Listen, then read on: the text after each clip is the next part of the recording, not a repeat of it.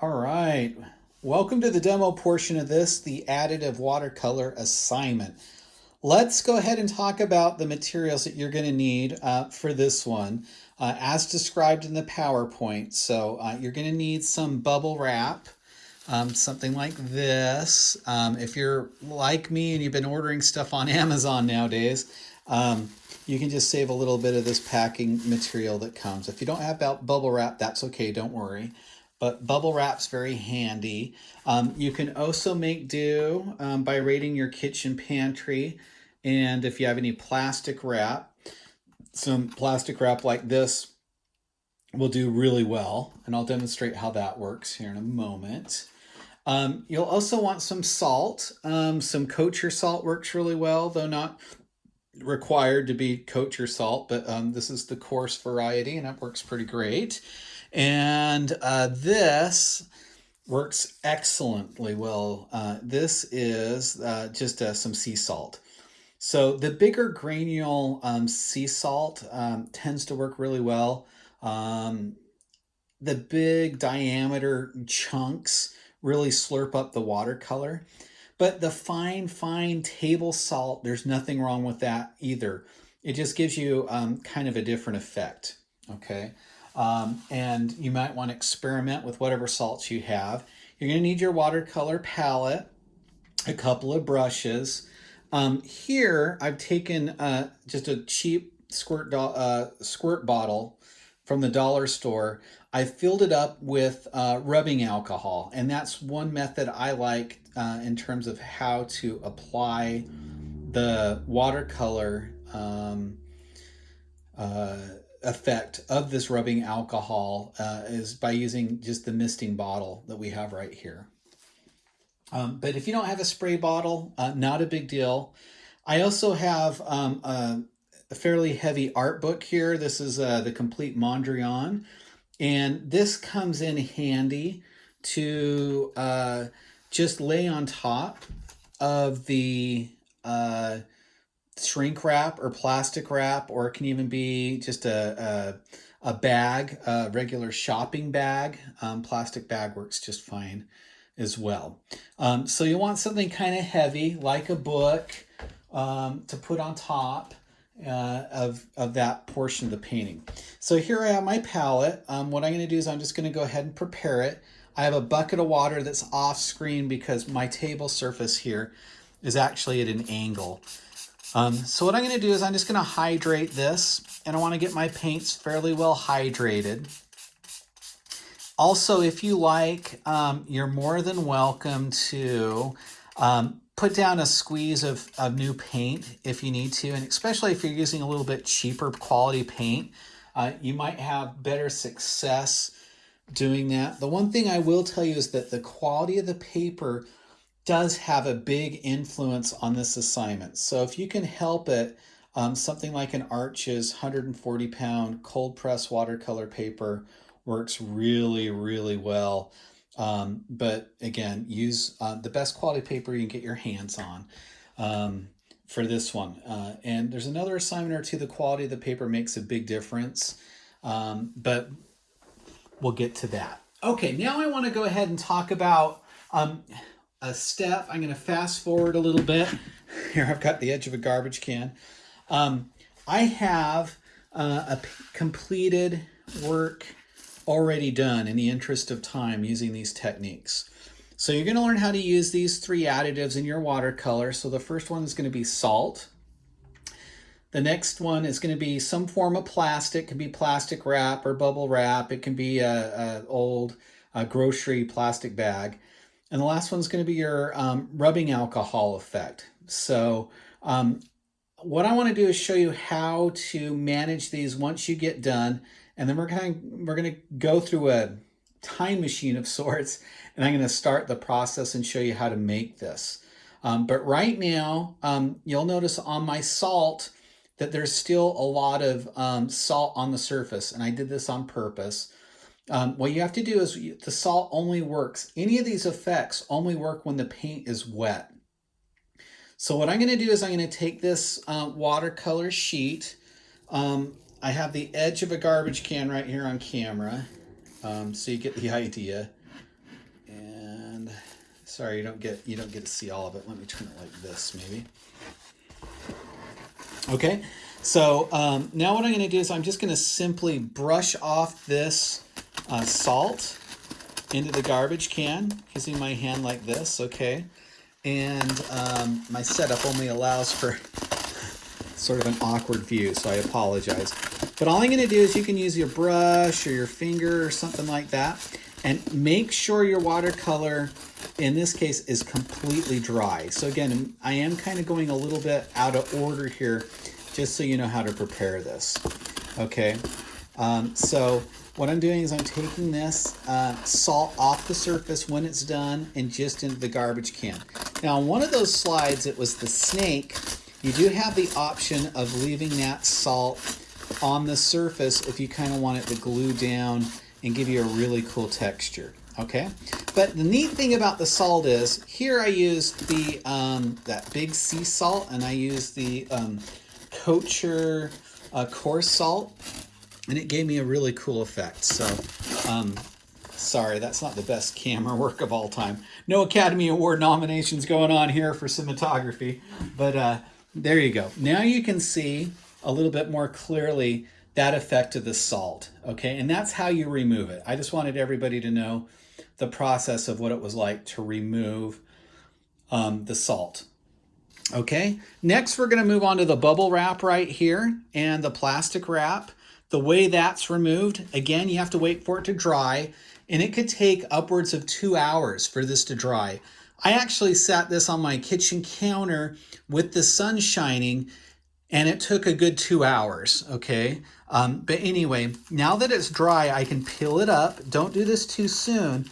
If you do it too soon, you're not going to get the effect, and all that time is going to be for naught. Okay, let me remove a little more salt here, just so I can keep our working surface kind of clean. But you get to look at the happy palette. That's one of many palettes, and I'll tell you, I love this palette. Got it on eBay, real cheap. You can find the same brand on Amazon. It's a Korean manufacturer. It starts with an H. I can't remember it right off the top of my head. And they're pretty inexpensive palettes. They're really nice, light, made of aluminum, and I have several of these in different configurations, different sizes. So now you can see there's our finished product. The rubbing alcohol is real immediate. You just want to be careful not to overwork it, which I'll talk about here in a minute. But that is a good visual of our 3 effects that you're going to get. So the salt you just brush off, the plastic wrap and bubble wrap is just going to be peeled up once it's dry. And you can see the different effect. Here we have the bubble wrap effect, and up here we have the shrink wrap effect. So they're a little bit different. Obviously, the bubble wrap, what it does is it lifts up on the watercolor. And here, where we worked wet into wet, it's actually giving us some really cool results. So it's pretty cool. The thing that's going to maybe drive you a little nuts, for those of you that are control freaks, you're not going to have the ability to control exactly what the watercolor does and where it goes. Okay, and then the rubbing alcohol, it happens immediately, and you're going to see that effect as I paint. So now you see the finished result. How did we get there, you might ask? That's a great question. Let me show you the process of what you need to do to get these effects. All right, so as mentioned, we're going to go on a time warp here. Let me set this up so it's in the proper shot for the camera. Okay, here's our new sheet that we're going to move on to. So same sort of format, looking at salt, plastic wrap, and rubbing alcohol. What I might do is leave my palette over here for as long as I can so you can kind of see how I'm working on this. Eventually I'm going to have to move it off camera, but this will give you an idea of how to get started. Okay, let's start here with our salt. So as I mentioned, I have this coarse salt and then this really great, real chunky sea salt. And The H Mart sells really cheap sea salt. Sea salt, sea salt. Say that 10 times fast, right? Anyway, so H Mart's a good place to go. The dollar store is another good place to go, your local grocery store. Or better yet, you're not going to be using a lot of this. Just check and see what you have in your pantry or cupboard. Okay, so let's start with the salt. What I'm going to do is I'm going to take my mister. I love this little mister. This is just a travel size mister, and I happen to put a couple fish stickers on there because I'm a diehard fly fisherman and a sucker for a good fish. All right, so I'm just going to get that really nice and hydrated. I want to make sure my paint is staying really juicy and wet for this exercise, for this assignment. And you might want to do a little bit of experimenting first. The thing you need to realize is if you work too thin on this one and you're not using enough paint, you're not going to get a very good effect. And that's where students get really frustrated. They're like, oh, I've tried the salt. I've done it 3 times. I'm not getting the salt effect to work. Now, to show you, if I go really, really thin, like let me water this down, and I go super thin like this, it's not going to happen, okay? It's got to be really pretty saturated paint, and you've got to work really fast on this. If this paint dries out on you, it's not going to work. So you have to come into this assignment with a plan, and my advice is to do a fair amount of experimenting first and sort of map it out. Now, the salt can also work well in a glaze fashion, meaning if I lay down one layer first and then did a nice thick layer over the top, I certainly could get some nice salt results, okay? But notice I am not skimping on the amount of paint that I'm putting in here. It's fairly wet, it's well saturated, but at the same time, I'm not shortchanging myself on the pigment. Okay, so now to apply the salt, it's pretty random. I'm just going to take a little and shake it into my hand. And you're not going to have perfect control over this process, and that's okay. And now I'm going to just dot it onto the surface, and you'll instantly see how the salt starts to suck up the pigment, right? It's absorbing the pigment, and that ultimately is what's going to give you those different textures. So finer the salt, the tighter those colors separations are going to be, those little kind of like blizzard or snowflake effects. I'm going to lay down a little bit of this thicker salt. Again, I'm working on kind of a pitched surface, so some of it's managing to stay on the paper here. But if you look down here in the bottom corner where it's really nice, wet, and juicy, I'll try to put another granule down here too. Whoops, there we go. You can see how this is right now. If you can make this out on camera, these little crystals here are starting to pick up that paint. And the salt, you just want to leave it there. You want it to be wet and juicy enough to get an effect. If you don't have enough paint and it's not saturated enough, you're going to be sort of disappointed by the results. But as you do this, like over here, I can tell this is going to take really, really well because the salt's already starting to absorb that pigment. And that's what we want to see. But you have to be patient. Probably the hardest thing on this assignment is to be patient. It's going to look like this initially, and just to remind you, when you're done, if you've used enough wet, juicy, thick, rich paint, you're going to get these kind of effects here. And don't be afraid to work wet into wet. I really think the wet into wet tends to work the best for this process, but that's up to you. Like, I really like these areas where it merges and then you get kind of this breaking effect. It can kind of look like a blizzard, or for the sake of this assignment, it could look like coral, or maybe a snake or alligator skin or something like that. That's how the salt works. I would have to let this dry for probably about 2 hours, and then just fast forward your memory back to where I started, right?